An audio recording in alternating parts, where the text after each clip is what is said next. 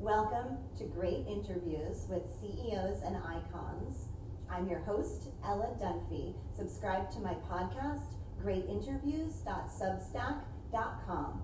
CEO Gale Brophy, Kentucky Derby winner, Wall Street's first female trader, an icon in New York. One of the first female traders on Wall Street, an icon in New York and the old guard of Palm Beach.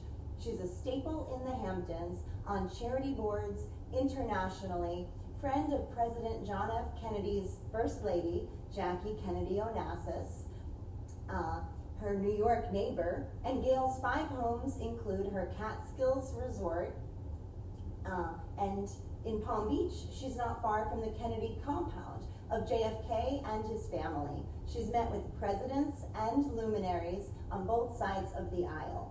Donald Trump and Bill Clinton, who she was instrumental in getting reelected. Gale, everyone wants to hear the stories about... First of all, Ella, thank you so much. Oh, thank you. From the bottom of my heart.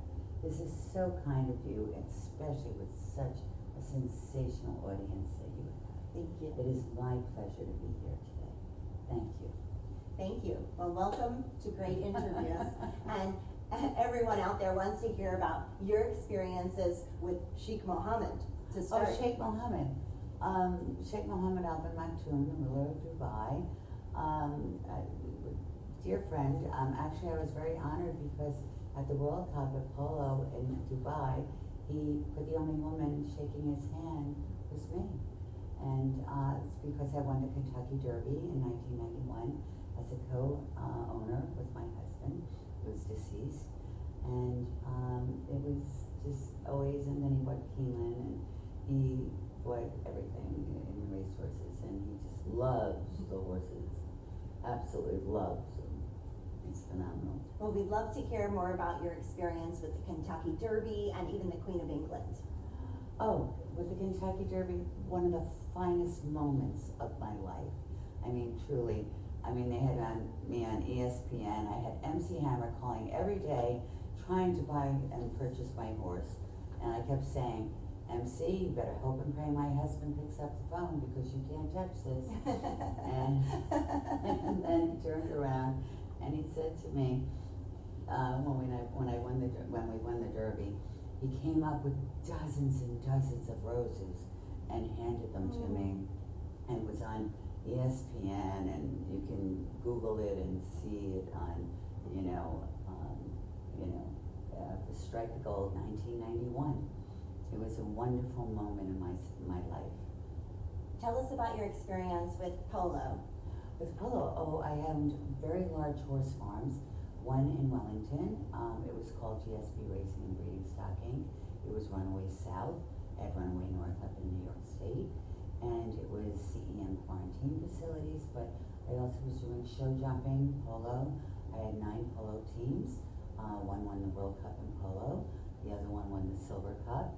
And so it was just phenomenal. And I always had, Susan Lucci or Joan Rivers, and everyone would come down because at that time I would be chairing like the Red Cross Polo Luncheon, which I founded, and the USET Open. Joe Farges was my trainer for show jumping, which I always fell off the horse. It was like, the horse made the jump, I never made the jump. You're always funny and charming, and I always enjoy spending time with you.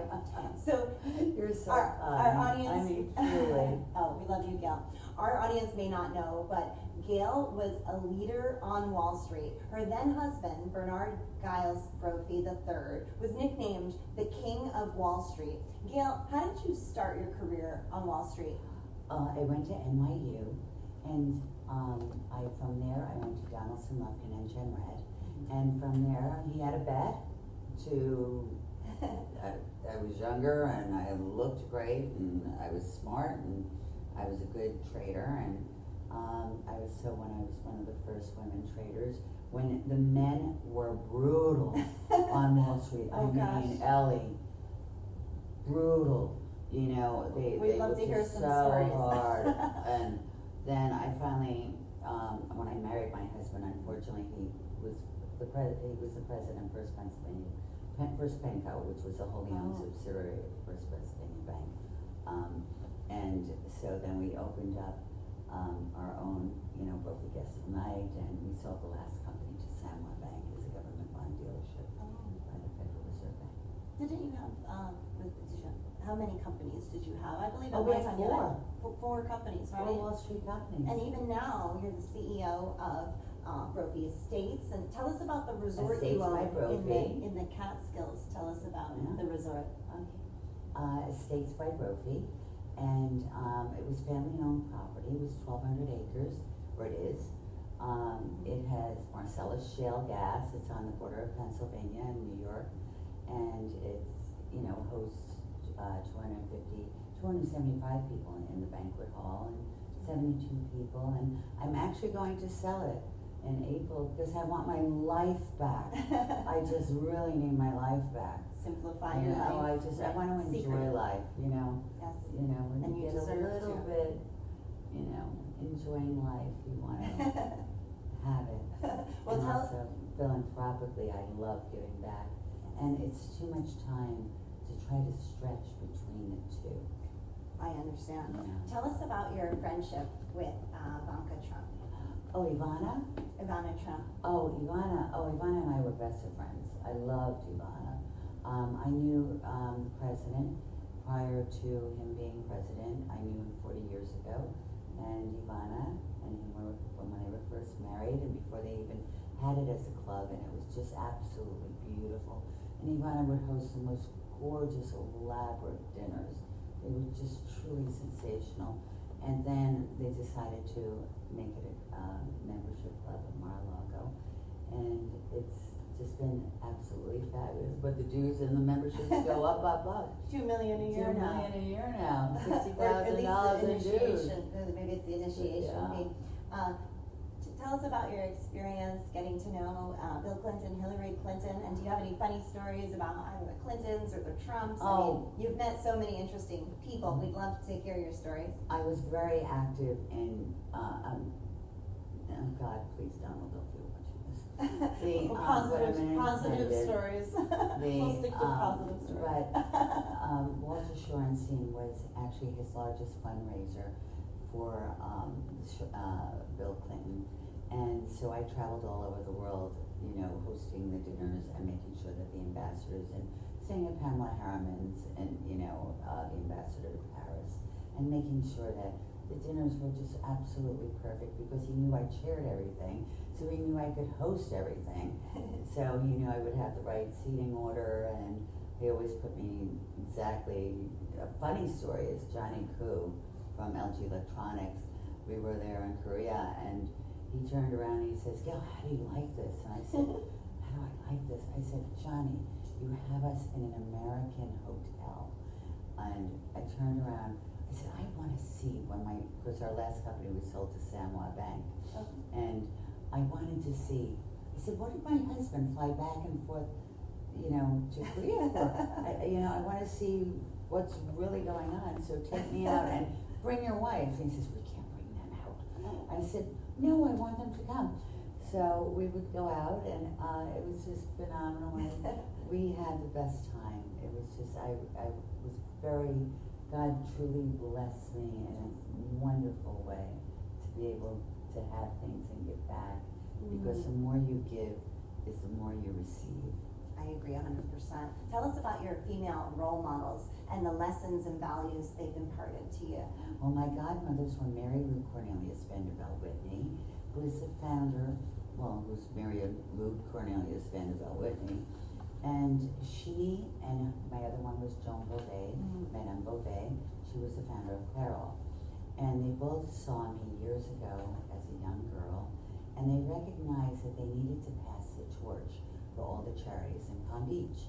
So I sat on the board of Red Cross for 3 terms, and then I sat on every other charity board. The experiences from the Grand Dames of Lois Pope to Susie Goldsmith's having an event on Saturday for the animals, just to absolutely everything. And Amanda Schumacher's doing Red Cross International this year. But I have a lot going on, so I am going to be doing Feeding the Hungry, as I always do. Wonderful. Tell us about living at 1040 Fifth Avenue and elevator rides with Jackie Onassis and JFK Jr. Jackie was a sweetheart. We used to work out together. She was much older, and my godmothers were 40 years older than me. You know, thank God for that. And God rest their soul. But Jackie, we all had our elevator at 1040 right to our floors, and JJ would get on that elevator, and oh my God, I loved. I said, if I was ever, first of all, if I was much younger, and if I was ever going to do anything wrong, I said, oh, he was. But Jackie was incredible. You know. A young, handsome man, yes. Young, handsome, just incredibly wonderful. Yes. You are considered one of the grand dames of Palm Beach, and I heard that you've been filming. Oh, I've been filming a lot. I am on an NDA, so I really can't say right now. I can say about I filmed last year for Bravo, which it was called The Snowbirds, and it did not fly. It was a situation with one of the girls, and but now we will be airing hopefully in December 29th, but I can't explain what it is about, but just stay tuned and you will get to see what it's about, and you know, some wonderful women and some women that you will wonder why I'm on camera with. Well, what was it like chairing events, including the Red Cross and other foundations? I was so blessed to always have these grand dames.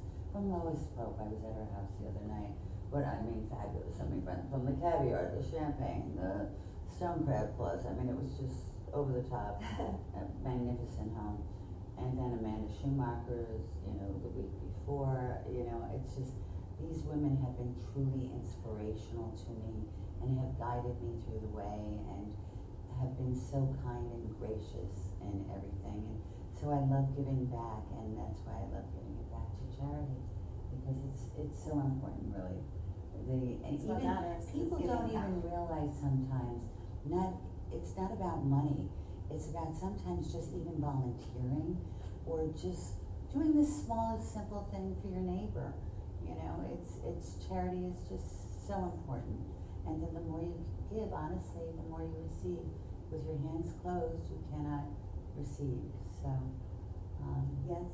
What do your donors like about polo luncheons and fundraisers? Do they enjoy? Oh, they love going with me. I have the most amount of fun. I've been in polo forever. I had the World Cup team. I won the Silver Cup. I had 9 polo teams. I had Runaway South in Palm Beach Polo next to the Revlon Barn, which it was all the who's who back then out in Wellington when I first moved down here, and that was a very long time ago. And just yesterday. Everything's just, you know what, you're as old as you feel. Just keep feeling young and you will stay young forever, you know. Yes, well, that's another thing I wanted to ask you about your secrets for staying young and being so stylish and wearing couture dresses like this beautiful, thank you. beautiful gown. Bacho is now doing a new label for me, which, Anjanura Christina Maguera is now my stylist. And she's been doing a fabulous job with all my wardrobe. But no one could ever spell my name right. It's Gale Brophy, Brophy. It's like the Gale wins with the Brophy trophy. So. Well, I'm Irish, and my last name is Dunphy, Dunphy, so I can spell Brophy, Brophy. That's easy for me. It's the Gale that everybody can't get. Gale, not that hard. Just like Ella, not that hard. Not that hard, but they all seem to have a problem issues finding spelling it. It's so funny. Well, our audience tends to be a little more intellectual and better at spelling. But I wanted to ask you, back to working on Wall Street and meeting some of the most interesting characters in the world, and I will say characters because aren't some of the men you met straight out of movies like The Wolf of Wall Street? Oh, my husband was like the king of Wall Street, but he was legal, but the bottom line is, back then, it was horrific for women. I mean, totally horrific. It was, they really women terribly. But I was very smart. I never slept with anyone on the street until one of the brokers asked me out, and then my former husband to be, said, "You can't go out with him." I said, "Well, why not?" And so I said, "I can do whatever I want, and nothing stops me." I believe just keep pushing forward, and the more you keep pushing forward, and the more you think young, your age and everything doesn't count, because you're just. That is what the men were horrific. So how does a woman deal with it? How does a woman get through a boss maybe sexually harassing her, or having to walk that fine line of being attractive at work and looking professional, but also being constantly told you look sexy, I want to sleep with you? How did you hold your head high? Back then we didn't have the sexual harassment. We had it, but we didn't report it. Everything was, So on how a did you hush-hush, deal so you with would be that? fired. Right. Well, even today you get fired, as I was, if that happens. Yeah, no, it's a serious Just situation. telling the truth and reporting on a powerful Well, man, now these girls or your can boss. report, And then or the woman speaking to the still boss gets first. Still, Always. today, Always, but back to then, this even day. worse, because then it was unheard Back of. then, it was unheard of. To report a rape or to it. report Anything. a groping was unheard of. Yeah. Back But then, I so you would kept just keep your mouth myself- shut. Well, I didn't really have that problem because I really kept myself out of that scene as much as I could. And then you got Because married. it only happened at night. Oh, You know what I'm at saying? night. After work, drinking hours. They Right. all went out and partied. It was big time back in the Entertaining '90s. clients. That was the Studio 54 era. Well, that's another story. It was this stuff. It was this stuff. It was so. Oh gosh. I just stayed away from all of that. Well, I'm very grateful that you and your husband were able to get together, and that way you were married to a bank president, and that I Well, think he it also wasn't a bank protects you. president. When I married him, he didn't even have a job. Oh, well, Yeah, then he met you and he got lucky. He was the former president of First Penco, which was a wholly owned subsidiary of the First Pennsylvania Bank. And we met, we fell in love, and it was just wonderful. And he was an unbelievable golfer. Oh. I mean, from Shinnecock National, Gale Wingford, you name it, we had the golf memberships, but I had Trump. So. Yes, you know everyone. and like I said, Gale is friends with both sides of the aisle, but Both she's sides of the aisle. friends with the heads of companies, nonprofits. We both are Renaissance women, and that's another reason I like you.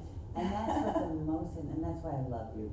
And that's why it's so important on everything that you do, because you're really giving back to not only the CEOs and the most important people, but you're also helping women and helping other people to learn how to understand, to navigate through life.